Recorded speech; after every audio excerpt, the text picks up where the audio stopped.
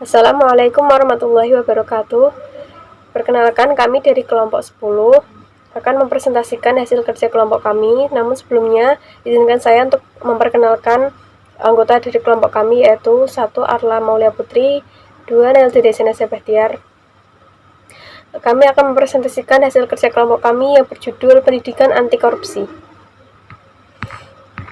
Pengertian pendidikan anti korupsi. Secara etimologi, istilah korupsi berasal dari bahasa Latin corrupti atau corruptus yang berarti atau bermakna busuk, rusak, menggoyahkan, memutarbalik atau menyogok. Istilah lain inilah yang kemudian diserap ke dalam bahasa-bahasa lain, misalnya bahasa Inggris menjadi istilah corrupt atau corruption yang berarti tidak jujur, menyuap, tidak bermoral, jahat, atau keinginan untuk melakukan kecurangan secara tidak sah demi memperoleh keuntungan pribadi. Kemudian dalam bahasa Belanda dikenal istilah korupti atau korupt yang berarti korupsi, kerusakan akhlak, pemalsuan, dapat disogok atau penyelewengan. Secara harfiah, istilah korupsi berarti segala macam perbuatan yang tidak baik seperti kebusukan, keburukan, kebejatan, ketidakjujuran, dapat disuap, tidak bermoral, penyimpangan dari kesucian, dan semacamnya. Sedangkan secara terminologi yuridis, para sarjana dan ahli telah mengemukakan definisi yang beragam mengenai korupsi. Meskipun definisi-definisi yang dikemukakan itu sebetulnya mengarah pada pengertian serupa. Pendidikan anti korupsi merupakan tindakan untuk mengendalikan dan mengurangi korupsi berupa keseluruhan upaya untuk mendorong generasi mendatang untuk mengembangkan sikap menolak secara tegas terhadap setiap bentuk korupsi. Mentalitas anti korupsi ini akan terwujud jika kita secara sadar membina kemampuan generasi mendatang untuk mampu mengidentifikasi berbagai kelemahan dari sistem nilai yang mereka warisi dan memperbaharui sistem nilai warisan dengan situasi-situasi yang baru. Pendidikan anti korupsi melalui jalur pendidikan lebih efektif, karena pendidikan merupakan proses perubahan sikap mental yang terjadi pada diri seseorang, dan melalui jalur ini lebih tersistem serta mudah terukur, yaitu perubahan perilaku anti korupsi. Perubahan dari sikap membiarkan dan memanfaatkan para koruptor ke sikap menolak secara tegas tindakan korupsi tidak pernah terjadi jika kita secara sadar membina kemampuan generasi mendatang untuk membaharui sistem nilai yang diwarisi untuk menolak korupsi sesuai dengan tuntutan dan yang muncul dalam setiap tahap perjalanan bangsa. Ayat dan hadis tentang pendidikan anti korupsi. Ayat tentang pendidikan anti korupsi di dalam Al-Quran, ada beberapa ayat yang berkaitan dengan korupsi. Salah satunya yang tercantum di dalam Quran surat Ali Imran ayat 161. A'udzubillahi minasyaitonirrajim. Bismillahirrahmanirrahim. Wa ma kana linabiyyin ayyakul wa may yaqul ya'ti bima qalla yaumal qiyamah tsumma tuwaffa kullu nafsin ma kasabat wa hum la yudlamun. Yang berarti, dan tidak mungkin seorang nabi berkhianat dalam urusan harta rampasan perang. Barang siapa berkhianat pada hari kiamat, dia akan membawa apa yang dikhianatinya itu. Kemudian setiap orang akan diberi balasan sempurna sesuai dengan apa yang dilakukannya, dan mereka tidak dizolimi. Dalam ayat tersebut ada poin yang diambil. Pertama, pentingnya mengetahui teori tentang korupsi. Banyak membaca, mempelajari Al-Quran, mengetahui korupsi. Sebab akibat maupun jenisnya.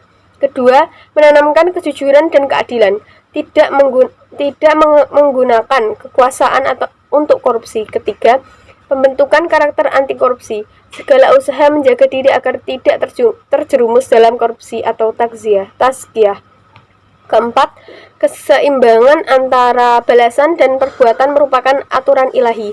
Kelima, pendidikan dengan hikmah, dan terakhir kembali kepada Al-Quran sebagai pedoman untuk kehidupan. Dalam ayat lain Allah berfirman, A'udzubillahi minasyaitonirrajim. Bismillahirrahmanirrahim. Samma'una lil kadhibi akaluna lis-suhti fa in ja'uka fahkum bainahum aw a'rid anhum wa in tu'rid anhum falay yadurruka syai'a wa in hakamta fahkum bainahum bil qist innallaha yuhibbul muqsitin. yang berarti mereka itu adalah orang-orang yang suka mendengar berita bohong, banyak makna yang haram seperti uang sogokan dan sebagainya. Jika mereka orang Yahudi datang kepadamu untuk meminta putusan, maka putuskanlah perkara itu di antara mereka atau berpalinglah dari mereka. Jika kamu berpaling dari mereka, maka mereka tidak akan memberi mudarat kepadamu sedikitpun. Dan jika kamu memutuskan perkara mereka, maka putuskanlah perkara itu di antara mereka dengan adil. Sesungguhnya Allah menyukai orang-orang yang adil. Berikutnya, menumbuhkan rasa percaya diri dan keimanan kepada Allah atau spiritual question. Kesadaran spiritual meyakini tidak akan hancur dan jatuh apabila meninggalkan korupsi. Biasanya ketika seseorang sudah merasa ketakutan atau kehilangan jabatan ataupun pengaruhnya, selalu berusaha menutupinya walaupun harus dalam ayat lain walaupun harus menyuap mahal. Dalam ayat lain Allah Subhanahu wa taala juga berfirman dalam Quran surat Al-Maidah ayat 38. A'udzu billahi minasyaitonir rajim. Bismillahirrahmanirrahim. Was-sariqu was-sariqatu waqta'u aydiyahuma jazaa'an bima kasaba nakalan minallah. Allahu azizun hakim. Yang berarti laki-laki yang mencuri dan perempuan yang mencuri, potonglah tangan keduanya sebagai pembalasan bagi apa yang mereka kerjakan dan sebagai siksaan dari Allah. Dan Allah Maha Perkasa lagi Maha Bijaksana. Hadis tentang pendidikan anti korupsi. Kajian hadis-hadis anti korupsi dirasakan sangat mendesak dengan mengungkap sejumlah hadis Nabi yang bertema anti korupsi. Diharapkan gerakan pencegahan dan pemberantasan korupsi mengalami kemajuan yang pada gilirannya kehidupan masyarakat dan negara bebas dari penyakit ganas, yakni korupsi dan suap. Masyarakat luas, lingkungan yang paling kecil, masyarakat luas akan mendapatkan landasan teologis untuk menjauhi kehidupan korup dan bahkan berani memberantasnya dari lingkungan yang paling kecil dan dekat hingga ke ruangan publik dan negara yang lebih luas. Jika digali lebih dalam, hadis-hadis yang bertema anti korupsi dan anti suap sangatlah banyak. Disebutkan dalam Sahih Ibnu Hibban. Haddatsana Aswad bin Amirin haddatsana Abu Bakrin yakni Ibnu Hayyashi an Al-Laitsi an Abi Khotobi an Abi Zur'ata an Taubana qala la'ana Rasulullah sallallahu alaihi wasallam ar-rashiya wal murtashiya war-raisha yakni alladhi yamshi bainahuma. Yang berarti telah menceritakan kepada kami, Afan telah menceritakan kepada kami, Abu Awanah berkata telah menceritakan kepada kami, Umar bin Abu Salamah dari bapaknya dari Abu Hurairah berkata, Rasulullah Shallallahu Alaihi Wasallam bersabda, Allah melaknat orang-orang yang menyuap dan orang yang suka disuap dalam hukum. Disebutkan pula dalam riwayat Imam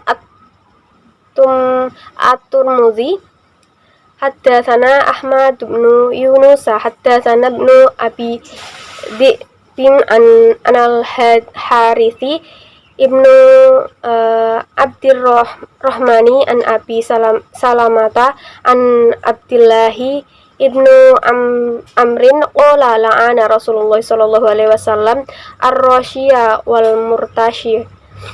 Artinya telah menceritakan kepada kami, Ahmad ibnu bin Yunus telah menceritakan kepada kami, Ibnu Abu Zib dari Al-Harits bin Abdurrahman dari Abu Salamah dari Abdullah bin Amru. Ia berkata, Rasulullah Shallallahu Alaihi Wasallam melaknat orang yang memberi uang sogokan dan orang yang menerimanya.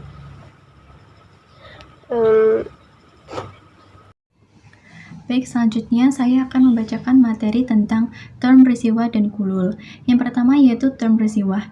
Istilah lain yang serupa dengan korupsi tetapi tak sama adalah risiwah atau suap menyuap.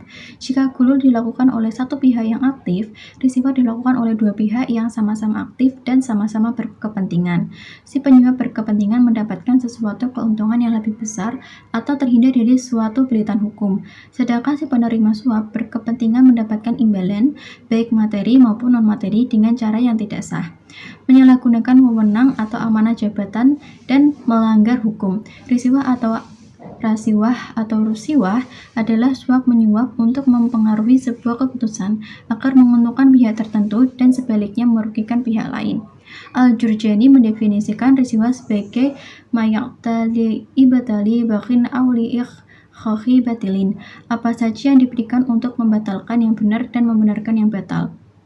Orang yang menyuap disebut al-roshi, dan yang meminta atau menerima suap disebut al-murtashi. Salah satu ayat yang menyinggung tentang korupsi, rishwah dalam Al-Quran dapat ditemukan dalam surat Al-Baqarah ayat 188 yang berbunyi, Bismillahirrahmanirrahim, wala taqulu amwalakum bainakum bil batili wa tadlu biha ilal hukami litaqulu tariham min amwalin sibil ismi wa antum ta'lamun, yang artinya, dan janganlah sebagian kamu memakan harta sebagian yang lain di antara kamu dengan jalan batil, dan janganlah kamu membawa urusan harta itu kepada hakim supaya kamu dapat memakan sebagian daripada harta benda orang lain itu dan jalan berbuat dosa padahal kamu mengetahuinya.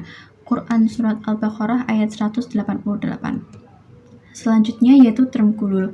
Gulul merupakan istilah yang paling banyak digunakan oleh Rasulullah dalam hadis-hadisnya yang terkait dengan perilaku korupsi atau penggelapan harta publik.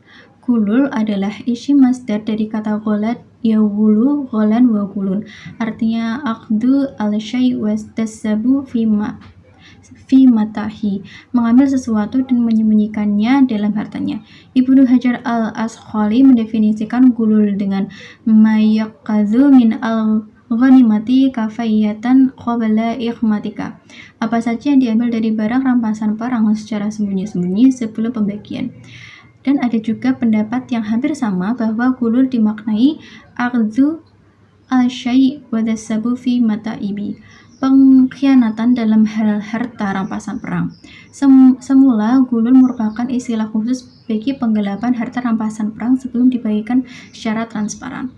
Term gulul ini pengkhianatan dalam Quran Surat Ali Imran ayat 161 yang berbunyi, Bismillahirrahmanirrahim, wa ma kana linabiyyin ayyaghlul wa may yaghlul bima ghala yaumal qiyamah summa tuwaffa kullu nafsim ma kasabat wa hum la yadlamun, yang artinya tidak mungkin seorang nabi berkhianat dalam urusan harta rampasan perang. Barang siapa yang berkhianat dalam urusan rampasan perang itu, maka pada hari kiamat ia akan datang membawa apa yang dikhianatinya itu. Kemudian tiap-tiap diri akan diberi pembalasan tentang apa yang ia kerjakan dengan pembalasan yang setimpal, sedang mereka tidak dianiaya. Quran Surah Al-Imran ayat 161. Selanjutnya yaitu peran penting lembaga dan institusi sebagai benteng anti korupsi. Yang pertama yaitu pendidikan. Lembaga pendidikan tinggi yang mengajarkan ilmu hukum memiliki peran yang sangat sentral bagi terciptanya pemberantasan tindak pidana korupsi di Indonesia. Karena lembaga ini merupakan kawah candra di muka bagi setiap orang untuk memiliki karakter yang mulia, sehingga setiap pribadi termasuk penegak hukum pidana memiliki mental yang baik dan tidak berperilaku yang koruptif. Dalam rangka menciptakan pribadi-pribadi yang memiliki mental anti korupsi, maka diperlukan pribadi-pribadi yang memiliki tingkat moralitas yang baik, dan untuk membentuk moralitas yang baik, maka diperlukan aspek yang sangat penting dalam pembentukan moral-moral tersebut, yaitu ilmu ketuhanan. Ilmu pengetahuan tidaklah lengkap jika tidak dibarengi dengan ilmu ketuhanan. Melalui ilmu ketuhanan ini, maka setiap pribadi penegak hukum akan mampu menerapkan hukum pidana dengan baik, dengan berpatokan pada tanggung jawab terhadap manusia dan Tuhan. Pembekalan ilmu yang baik tentu akan menimbulkan dampak yang positif bagi terciptanya iklim penegakan hukum pidana yang selalu berorientasi pada kepentingan hukum yang luas, yakni menyangkut kepentingan hukum secara individu maupun kelembagaan atau kepentingan umum. Sehingga dengan demikian setiap penegak hukum pidana menyadari bahwa hukum pidana tidak hanya mengatur perbuatan manusia, tetapi juga mengatur penegak hukum itu sendiri. Kemudian yang kedua yaitu Komisi Pemberantasan Korupsi. Komisi Pemberantasan Korupsi ini memang sejak awal didesain dengan kewenangan luar biasa atau super body agar mampu mengungkapkan praktik licik kotor serta menembus benteng pertahanan korupsi yang paling kuat sekalipun. Komisi Pemberantasan Korupsi ini merupakan lembaga yang dibentuk berdasarkan Undang-Undang Nomor 30 Tahun 2002. Secara harafiah, Komisi Pemberantasan Korupsi ini merupakan lembaga yang bergerak dalam pemberantasan tindak pidana korupsi. Namun berdasarkan pasal 6 Undang-Undang Nomor 30 Tahun 2002 tentang Komisi Pemberantasan Tindak Pidana Korupsi, tugas KPK tidak hanya dalam hal pemberantasan saja, tetapi juga melakukan koordinasi dengan instansi yang berwenang melakukan pemberantasan tindak pidana korupsi, melakukan supervise terhadap instansi yang berwenang melakukan pemberantasan tindak pidana korupsi, melakukan penyelidikan, penyidikan, dan penuntutan terhadap tindak pidana korupsi, dan juga melakukan monitor terhadap penyelenggaraan pemerintahan negara. Dengan dukungan negara dan kewenangan yang sangat besar yang dimilikinya ini, diharapkan KPK dapat menjadi lembaga anti korupsi yang efektif dan efisien. Efektif di sini dapat diartikan bahwa tindakan KPK di sini diharapkan dapat mereduksi secara sistematis upaya-upaya tindakan korupsi yang sangat merugikan keuangan negara. Sedangkan efisien yang dapat diartikan bahwa pengembalian uang yang telah dikorupsi oleh pelaku tindak pidana korupsi oleh KPK haruslah lebih besar dari biaya yang telah dikeluarkan negara untuk mendukung lembaga KPK. Jadi kesimpulan di sini yaitu korupsi merupakan permasalahan yang menjadi perbincangan semua kalangan masyarakat. Permasalahan korupsi sesungguhnya telah ada sejak lama, terutama sejak manusia mengenal tata kelola administrasi. Korupsi dianggap merusak sendi kehidupan bermasyarakat dan bernegara karena sifatnya yang merugikan. Di Indonesia ini, korupsi telah dianggap sebagai kejahatan yang luar biasa. Begitu pula di berbagai negara lain di dunia. Pada kebanyakan kasus korupsi yang dipublikasikan di media, kerap kali perbuatan korupsi tidak terlepas dari kekuasaan birokrasi ataupun pemerintahan. Pendidikan anti korupsi juga merupakan tindakan untuk mengendalikan dan mengurangi korupsi berupa keseluruhan upaya untuk mendorong generasi mendatang untuk mengembangkan sikap menolak secara tegas terhadap setiap bentuk korupsi. Mentalitas anti korupsi ini akan terwujud jika kita secara sadar membina kemampuan generasi mendatang untuk mampu mendefinisikan berbagai kelemahan dari sistem nilai yang mereka warisi dan memperbarui sistem nilai warisan dengan situasi-situasi yang baru. Dalam konteks ajaran Islam, korupsi merupakan tindakan yang bertentangan dengan prinsip keadilan, akuntabilitas, dan tanggung jawab.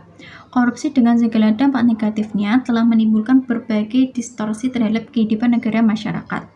Korupsi dapat dikategorikan perbuatan fasad, kerusakan di muka bumi yang juga amat dikutuk Allah Subhanahu wa taala. Perbuatan korupsi juga merupakan perbuatan jahat dan bertentangan dengan nilai-nilai Islam. Sekian penjelasan materi dari kelompok kami. Wassalamualaikum warahmatullahi wabarakatuh.